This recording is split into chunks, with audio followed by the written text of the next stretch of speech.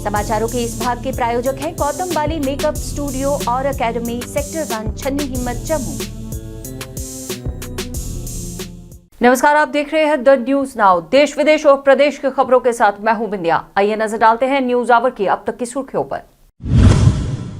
भारतीय नागरिकों के लिए मुंबई के लिए पहली निकासी उड़ान रवाना, रोमानिया से हो रहा है निकास। रामबन में ताजा भूस्खलन, काजीगुंड में बर्फबारी से जम्मू श्रीनगर राष्ट्रीय राजमार्ग फिर बंद। जम्मू कश्मीर की बेटी का रूस में जलवा स्वर्ण पदक से मारी वुशु में बाजी।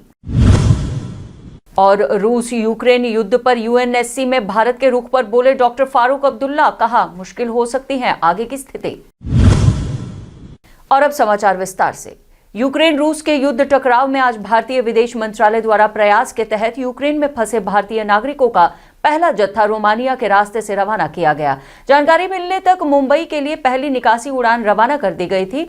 यूक्रेन में अनुमानित 20,000 भारतीय नागरिकों में से अब तक 4,000 को निकाला जा चुका है। विदेश मंत्रालय और कीव में भारतीय दूतावास ने बाकी के लिए योजना तैयार रख दी है। लगभग 270 किलोमीटर लंबे जम्मू श्रीनगर राष्ट्रीय राजमार्ग पर काजीगुंड क्षेत्र में ताजा बर्फबारी और मेहर, कैफेटेरिया रोड और पंथाल में बानिहाल रामबन पैच पर बारिश और पत्थरों के गिरने के कारण वाहनों की आवाजाही के लिए बंद कर दिया गया है। सड़क परिवहन विभाग के कर्मचारियों सहित मशीनें मलबे और पत्थरों को साफ करने के लिए काम कर रही हैं। वहीं काजीगुंड की तरफ बर्फ साफ की जा रही है। पथराव के कारण राष्ट्रीय राजमार्ग की नाकेबंदी के मद्देनजर काजीगुंड में यातायात पुलिस ने यात्रियों को राजमार्ग पर यात्रा करने से बचने की सलाह दी है।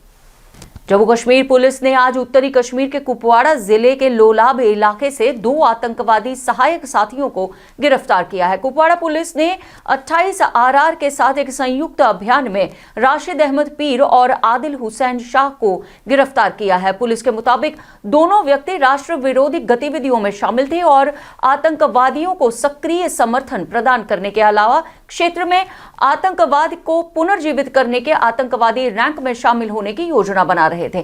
दोनों व्यक्ति सुरक्षा बलों के घेरे में तब आए जब वे सोशल मीडिया प्लेटफॉर्म पर अपनी आतंकवादी समर्थन गतिविधियों में संदिग्ध पाए गए। रूस यूक्रेन युद्ध पर यूएनएससी में भारत के रुख की पूरी दुनिया में और साथ ही देश भर में नेताओं से मिलीजुली प्रतिक्रिया मिल रही है। इसी संदर्भ में मौजूदा सदस्य, सांसद और पूर्व मंत्री डॉक्टर फारूक अब्दुल्ला ने कहा कि भारत में दोनों पक्षों को संघर्ष से दूर रखने की क्षमता नहीं है, लेकिन विदेश मंत्री भरसक प्रयास कर रहे हैं और अपने स्तर पर सर्वश्रेष्ठ कर रहे हैं। युद्ध के बाद के प्रभावों के बारे में चिंता करते हुए उन्होंने कहा कि हर कोई चाहता है कि क्षेत्र में शांति बहाल हो, लेकिन विधानसभा चुनाव खत्म होते ही कीमतें बढ़ सकती हैं। रूस का भी यही दावा है और वही नहीं चाहता कि इस क्षेत्र में नाटो का विस्तार हो सके और आगे चलकर चीजें और ज्यादा मुश्किल हो सकती हैं। This question in that manner. What I would say, what government of India, if I had to be there, I would have said that what has been done, both sides, NATO should have also not come into it. Russia would not have moved in. It is because of fear that Russia had of NATO's developments in that state, which was going to be damaging to them. They took this action. I think all sides should have realized this.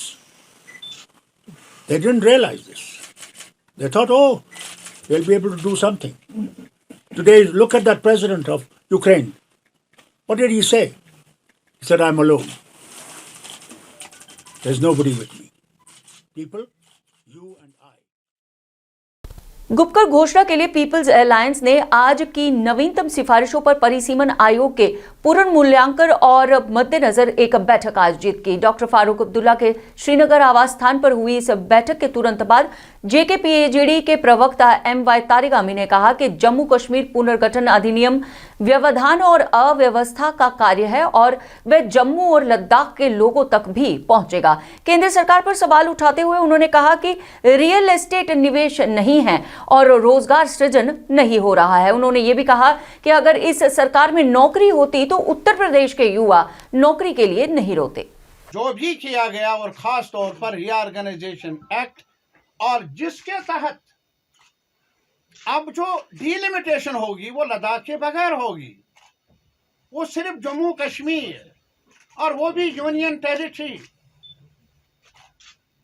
और इस वजह से हम समझते हैं कि इसकी आईनी जवाजियत नहीं। दूसरा सवाल, ये सवाल कि 7 सीटें उन्होंने बढ़ा दी, जैसा कि आपको मालूम है, बाद में 6 जम्मू के लिए, 1 कश्मीर के लिए, लेकिन ये किस नजूमी से पूछकर ये 7 सीटें कर दी? 8 क्यों नहीं, 9 क्यों नहीं, 10 क्यों नहीं, 1 क्यों नहीं? What is the basis? मैं आपको ये कहना चाहूंगा, जहां तक डिलिमिटेशन का ताल्लुक है, जम्मू कश्मीर प्रदेश कांग्रेस समिति ने आज रमन भल्ला और योगेश साहनी की अध्यक्षता में आज पार्टी कार्यकर्ताओं के साथ एक सम्मेलन का आयोजन किया, जिसमें परिसीमन आयोग द्वारा दी गई नई सिफारिशों पर चर्चा करते हुए आगामी रणनीति पर विचार किया गया।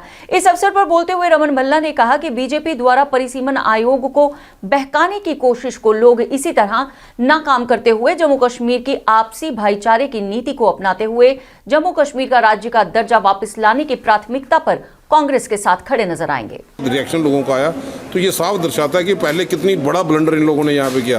अगर लोग इतराज़ यहाँ पे नहीं करते तो यार लोगों के साथ ये सियासी हुकूक का ये कत्ल यहाँ पे करने के लिए तैयार थे। जो डिलिमिटेशन कमीशन ने अपना माइंड अप्लाई नहीं किया, भाजपा के जरिए ये स्पॉन्सर्ड रिपोर्ट जो सही सामने यहाँ पे अभी भी लोग सेटिस्फाई नहीं है। वक्त आने पर इसका विरोध अपने अपने फोरम पे ज़रूर यहाँ पे करेंगे ताकि लोगों के साथ इंसाफ यहाँ पे हो।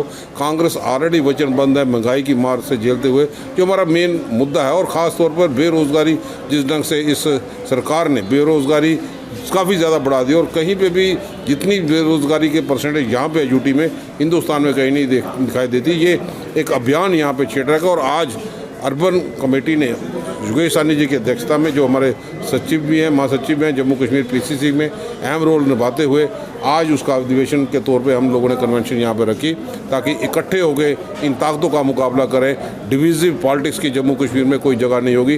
भाईचारे के साथ ही हम हिंदुस्तान को और जम्मू कश्मीर को खुशहाल बना सकते हैं। और हमारी ये मुहिम है, इस मुहिम के बाद हम स्टेट हुड वापस ले पाएँ, ये हमारी प्रायोरिटी यहाँ पे होगी ताकि लोगों के साथ इंसाफ हो। महंगाई भी की कमर जिस ढंग से लोगों का चूल्हा जलना मुश्किल हो गया, तो अपनी आवाज़ को बुलंद करें ताकि सत्ता में सोई हुई सरकार, अहंकार के नशे में डूबी हुई सरकार को हम जगा पाएं। जम्मू में शिवरात्रि के महापर्व पर आयोजित होने वाले धार्मिक एवं सामाजिक कार्यक्रमों में सबसे बड़े स्तर का आयोजन हर साल की तरह इस साल भी पुरखो शिव मंदिर में किया जाएगा।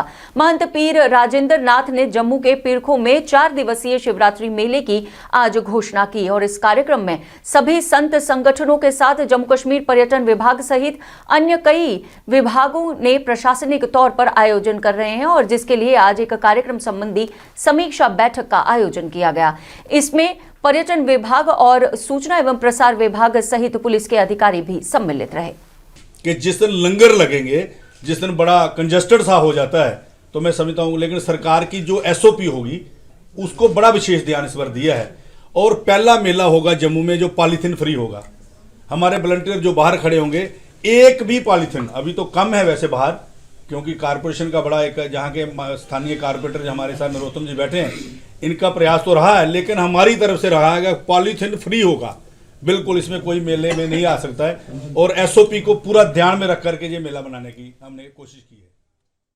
अल्पाइन स्कीइंग में राष्ट्रीय और दक्षिण एशियाई स्लैलॉम चैंपियन और शीतकालीन ओलंपिक में 2 अलग अलग स्पर्धाओं के लिए सीधे क्वालिफाई करने वाले पहले और एकमात्र भारतीय स्कीयर आरिफ खान को आज भारतीय सेना द्वारा 2 स्पर्धाओं में अकेले प्रतिभागी के रूप में बीजिंग शीतकालीन ओलंपिक 2022 का भारतीय प्रतिनिधित्व करने के लिए सम्मानित किया गया। आर्मी स्कूल के एक पूर्व छात्र आरिफ खान सभी युवा कश्मीरियों के लिए प्रेरणा का स्रोत बन गए हैं, और ऐसे ओलंपियन को भारतीय सेना के अधिकारियों द्वारा सम्मानित करते हुए उन्हें आगे स्पर्धाओं में कामयाब होने की कामना भी की गई।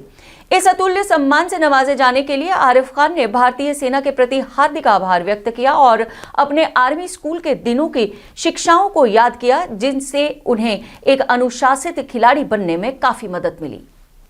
हेल्थ नहीं बढ़ रहा है कश्मीर में, तो मैं डेफिनेटली मेरी मैसेज यही है कि ऐसा कुछ करो कि जो ज़िंदगी में औरों के लिए भी एक रास्ता बनाए और आप खुद भी एक ऐसी पहचान बनाए कि ड्रग्स को लेके आप इस्तेमाल कर रहे रोज़ बरोज़ ज़िंदगी में, अपने आप को, अपने हेल्थ को डिस्ट्रॉय कर रहे, अपने फैमिली मॉरल्स को डिस्ट्रॉय कर रहे, कि लाइफ का ये मीन नहीं होता है। लाइफ का असल मीन होता है कि दुनिया में ऐसी पहचान बनाओ ताकि जनरेशन आपको याद करें। जम्मू में कई दिनों से चल रहे प्रदर्शनों में एक प्रदर्शन डेंटल डॉक्टर्स का भी देखा जा रहा है, जो लंबित चल रही मांगों को लेकर सरकार से गुहार लगाते हुए अस्पताल के बजाय सड़कों पर धरने देने पर मजबूर हो चुके हैं। और अब इनकी इस गुहार में जम्मू कश्मीर डेंटल काउंसिल की आवाज भी शामिल हो चुकी है। जम्मू कश्मीर डेंटल काउंसिल का समर्थन देते हुए अध्यक्ष डॉक्टर भूपिंदर सिंह ने बेरोजगार दंत चिकित्सकों को काउंसिल की तरफ से हर संभव सहायता का आश्वासन भी दिया। ये कोई बिजनेस नहीं है, ये एक नोबल प्रोफेशन है। पीएससी, एनआरएचएम, आयुष्मान, किसी ने इस प्रोफेशन की तरफ नहीं देखा, जबकि ना इसकी कोई इंश्योरेंस होती है। हमारी पेरिफेरी में बहुत सी पोस्टें खाली है और बहुत से जगह खाली है जहाँ पे सरकार एडजस्ट कर सकती है इनको।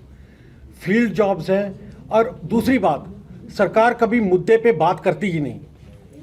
हमारे पास n नंबर्स ऑफ प्लान है जिसमें हम बताएंगे। ये जम्मू कश्मीर के लिए खुशखबरी है कि जम्मू कश्मीर की सादिया तारिक ने 22 से 28 फरवरी तक रूस में आयोजित होने वाली मॉस्को वुशु स्टार्स चैंपियनशिप 2022 में स्वर्ण पदक हासिल किया है। जूनियर नेशनल वुशु चैंपियनशिप में 2 बार की गोल्ड मेडलिस्ट रही सादिया तारिक श्रीनगर की रहने वाली हैं और उन्होंने इस बार अपने रूसी प्रतिस्पर्धा के प्रतिनिधि को हराकर देश को गौरवान्वित किया है।